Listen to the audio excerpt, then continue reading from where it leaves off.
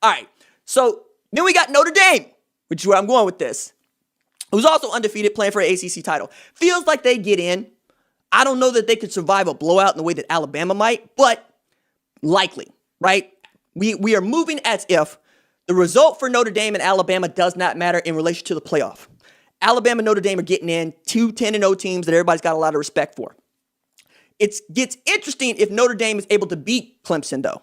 Clemson is a 10.5-point favorite going into this game, and a lot of that has to do with the return of Trevor Lawrence and 3 starters on defense, because Notre Dame needed double overtime at home with a true freshman quarterback making his second start for Clemson, and those 3 starters out to beat Clemson. And it's been Clemson's league. Like, Notre Dame is a visitor to their league. And it's going to be nice for Clemson to be able to get one back and to beat up on the Irish in a championship game. Not unlike Oklahoma, Texas in 2018. OU loses a nail-biter to Texas in the Red River rivalry, and Oklahoma gets one back in the Big 12 championship game, and that vaults Kyler Murray to the Heisman Trophy win, all while Jalen Hurts had to come off the bench to save Alabama's season and Tua Tagovailoa in the SEC championship game that year. The Ohio State Buckeyes, 5-0, they got to beat Northwestern. And you know what? They probably need to do it decisively, but they got to beat Northwestern. They are a 21.5-point favorite to Pat Fitzgerald's Wildcats. But, shout out to my man over on the Twitters at NUCatFan23. He points these things out, and I want to bring them to your attention. The Northwestern defense is first in Power 5 scoring defense, first in FBS for opponent passer racing, first in the FBS for opponent yards per pass attempt. They play defense. They play outstanding defense. I don't think that's going to change that Ohio State's going to win the Big Ten championship. I do think it could prevent you from running up the score. It's not that Northwestern can't play defense, it's that they can't score, right? It feels so long ago that fluke they had against Maryland feels that way. You're also talking about a Northwestern team that was only able to rush for 63 yards against a Michigan team that Ohio State stomped a mud hole in 52-12, down 23 players and a head coach. Okay? To say nothing of 3 other full-time assistants, including quarterbacks coach Corey Dennis, who also were unavailable to help them in that game. So carnage begins with the Irish getting an upset of Clemson, even as the higher-ranked team in the ACC title game, right? We get Pandora and her box showing up going, who likes to party if we get Notre Dame beat Clemson, Northwestern beat Ohio State, Florida beat Alabama. All right, so let me unpack this first, and let's unpack it by starting with how does Florida just fall one spot after getting beat down at home by a 3-loss opponent that ain't no good? A 3-loss opponent that was down to 54 scholarship players, 33 of which were freshmen, with a true freshman starting at quarterback for the first time on the road. How? How, Sway? How? Just goes to show you the 13-member playoff selection committee values the SEC above all others, man. We got Alabama at 1. We got Texas A&M hoping and praying that somebody ahead of them slips and falls so they can slide into there at number 5. We got a 2-loss Iowa State at number 6, which is also interesting. And then we got Florida at number 7. All while we got to look at Cincinnati at 9 behind a 2-loss Georgia that ain't even going to get to play an SEC opponent this weekend if they get to play at all. Because Vanderbilt said, no, we don't want them problems. We done for the season. And that's what a bunch of teams have said. A bunch of teams have already said, we're not playing a bowl game. Are you crazy? No. For what? For who? For what? And then we got the Coastal Carolina Chanticleers, who have won more games than anybody else in 2020, staring down in the cellar at number 12, behind undefeated USC, ahead of undefeated USC at number 13. And SC gets to play a non-division winner in Oregon, where they're like a 1.5-point favorite, and could finish the season undefeated with a Pac-12 championship and maybe make the top 10, right? So we could end up with undefeated Cincinnati if they're able to beat Tulsa. Big if for me. Undefeated USC if they can beat Oregon, right? Undefeated Alabama, who's probably going to face the worst of these four teams, or of these other three teams in the Sugar Bowl, we could end up with 3 claims on a national championship.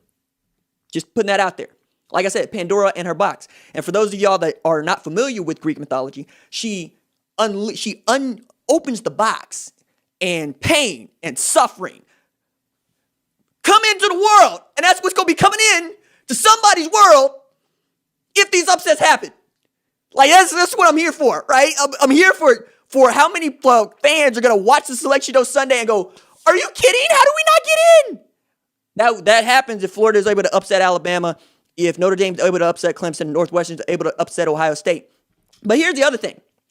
There's a road for Iowa State to get into the playoff. And before you start shouting at me, allow me to walk through how this could happen. Okay? I want to walk through this. So, A&M is a 14-point favorite going into its regular season finale against Tennessee, who's 3-6. With a strong showing, lost by Clemson or Ohio State, the Aggies could slide into the playoff. Iowa State, 8-2, has a tougher road than A&M, though they're sitting there at number 6, which is to say the Cyclones could become the first 2-loss team to make it into the playoff if we get Northwestern beating Ohio State, we get Notre Dame beating Clemson, we get Texas A&M losing to Tennessee. Those 3 things can happen, and Cyclones beat Oklahoma, a top 10 team, in the Big 12 title game. They could probably slide in. They stand a chance of sliding in, right?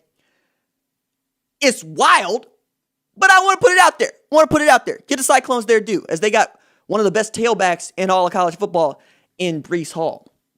Okay? Another thing that could happen if Pandora's box is flipped open. 2-loss Florida beats Alabama in the SEC championship game. All right?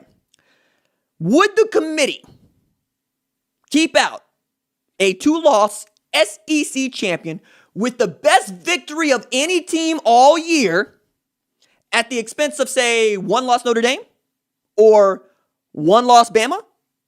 Because certainly another loss to Clemson, you got to believe that a Florida that beats an Alabama takes that spot, right? They'd have the best win, and they'd have a conference championship, and conference championships are part of the criteria. This is how Oklahoma continues to slide in there the last couple of years. They won the conference championship. This is the other reason why the Big 12 reinstituted the conference championship after a 6-year hiatus, because they did not want that to be the thing that keeps them out. Turns out, conference championship and no conference championship, Big 12 belongs to Oklahoma. It is an Oklahoma property. But then we got the Sun Belt playing for the territorial property, the territorial allotment that is the Big 12. Because ULL, Louisiana Lafayette, top 25 team, beat Iowa State by 17. Coastal Carolina's undefeated. They beat ULL. They have 2 top 25 wins. This would give them their 3rd. And the Sun Belt Championship. Gary Barta had the nerve to tell us all that Iowa State has looked like a different team since it's lost to ULL. But they lost. Homie, they lost. When do the results matter? If not now, when do they matter?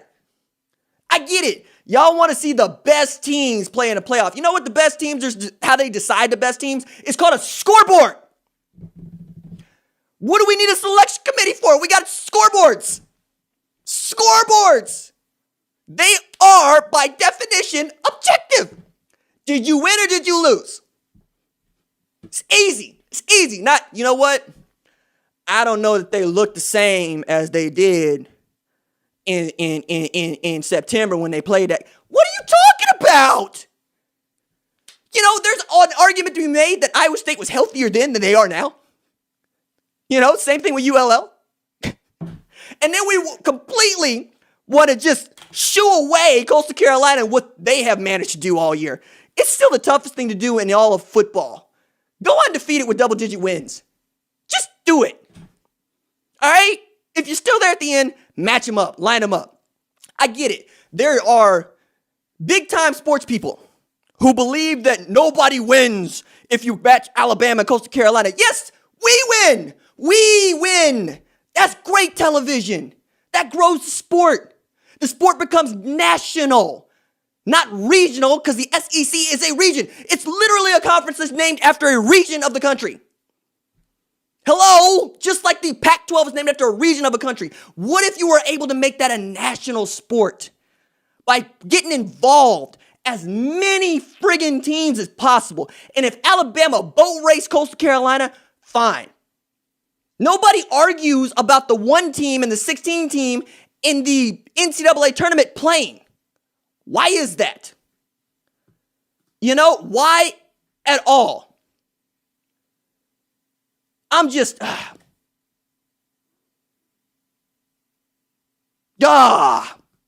I'm with it. I understand that you want to see Alabama versus Ohio State. What I'm telling you is, you're going to get to see that anyway. And if somebody gets Ali Farouk Maneshed, that's great for us. That's great for television. My goodness, man. This is going to be so much fun. Once we expand this thing called the playoff. Once we expand this thing, like I've said 16, some of y'all have said 8, some of y'all have said 6. Give me 32. Put everybody in that's supposed to be in. That's all I'm saying. Put everybody in that's supposed to be in. If you get a 5-loss team in the playoffs, fine. Fine. Did that 5-loss team win their conference championship, or did they win an at-large bid? Because then you can have your precious selection committee. That's what they can be for. They can pick the dudes that need to be advocated for. I can't really get behind anybody who has an elitist attitude about college football, because I am a member of the proletariat. Okay? I'm a group of 5 school. This channel is a group of 5 school. Okay? Ain't no blue blood. That's not what we are here. That's not how we did this. We started on a step mill with an iPhone and iMovie 3.5 years ago. No, we are Coastal Carolina here. We stand for Cincy. We stand for Tulsa. We stand for Central Florida. Yeah, we'll talk about the money. The money being Alabama, the money being Ohio State, the money being Oklahoma. But we stand for the magic year. The magic year. The year that Jamie Chadwell had no idea that his team was going to be a top 25 team. That his team was going to be undefeated and having played 10 games, 11 games, going into the Sun Belt Championship. We stand for that. We stand for the 2-star, the 3-star kid that was overlooked. We stand for Jabril Cox, who came out of Raytown, was overlooked because of an injury, shows out in North Dakota State as a 2-time FCS All-American, and then gets the grad transfer to LSU and probably gets to be in the running for a day 1 selection in the NFL draft. That's what we stand for. If you root for your team, fine. Root for Florida. Root for LSU. Root for Alabama. Root for Georgia. Root for Clemson. Nobody's saying don't do that. I am saying this. If you are not advocating for undefeated teams to be in a larger playoff, you're a coward and you're afraid. And I got no room for you. We don't do cowards here. That's not what we're about. Anybody, anywhere, anytime. Line them up. Let's go play. That's what coaches tell us all the time, is it not? Is it not? We will play in a parking lot. All right, prove it. We can draw up the chalk right now. That's how we all came up playing this game. Backyards, parking lots, 2-hand touch. 2-hand touch them up, depending on where you grew up. Somebody can get this elbow. The University of Miami was nobody from nowhere till Howard Schnellenberger, till Lou Saban showed up, got it going in the right direction. Then Howard Schnellenberger said, I'm going to win a national championship in the next 5 years. Did it in 4. Then you get Jimmy Johnson, who's tired of getting ran up on at Oklahoma State by Oklahoma, ends up at Miami, says, we're going to run it up on Penn State, and they did. We're going to run it up on Notre Dame, and they did. And we're going to beat Oklahoma like they stole something, and they did. Miami's a private school. Miami is elitist. And Jimmy Johnson said, no, Miami is Liberty City. Miami is Overtown. Miami's Dade County. Miami's Broward. Miami's Fort Lauderdale. Miami is the dirt in the gutter. We gets it how we lives it. That's what I'm here for. Why can't we get those teams into championship situations? Because they don't play in your precious Power 5? There are 10 conferences in the FBS, or didn't you notice? 10. Mason Fine tearing people up in North Texas.